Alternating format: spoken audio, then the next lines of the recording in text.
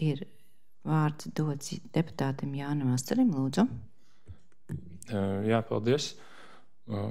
Kaut kopumā šo svēršanas sistēmu es noteikti vērtēju pozitīvi, un tas tomēr kaut kādā ziņā iedzīvotājus disciplinē un liek vairāk apdomāt to, kur katrs šos atkritumus tomēr izmet vai arī šķiro.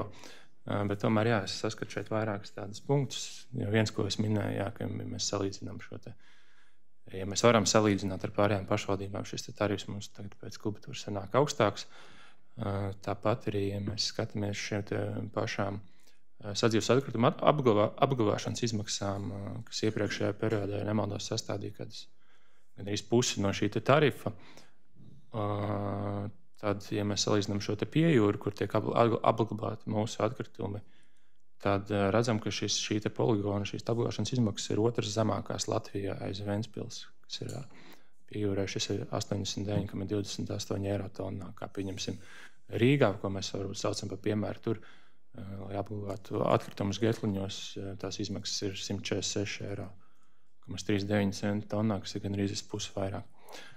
Un, jā, atgādināšu, kad 2018. gada martā tad mēs, teiksim, tādiem skaļiem saukļiem šo svēršanas sistēmu ieviesām, stāstījām par, ka tagad tas būs kā Ziemeļa Eiropā, ka ieguvēji būs visi iedzīvotāji, bet tajā brīdī tās izmaksas vienai tonnai iedzīvotājiem bija 102 eiro ar PVN. Šobrīd mēs pieņemam tarifu, kas būs 266 eiro bez PVN un pēc 5 gadiem 281 eiro tonnā. Un tas sanāk šis pieaugums no šīs 18. gada, kad šo svēršanas sistēmu ieviesām līdz šī gada jūnijam, kad iedzīvotājiem jāpārslēdz līgums, ir 216%. Kas, es saprotu, jā, varētu būt, protams, augušas dažādas darbspēka izmaksas, tās pašas atkritumu apglabāšanas izmaksas, bet, manuprāt, tomēr tāpat viņš ir dramatiski liels, un tas varētu redzu riskus, ka, diemžēl, mūsu meži varētu būt vairāk piesārņoti, un, jā, arvien mazāk cilvēki izvēlēsies šķirot šos atkritumus. Paldies!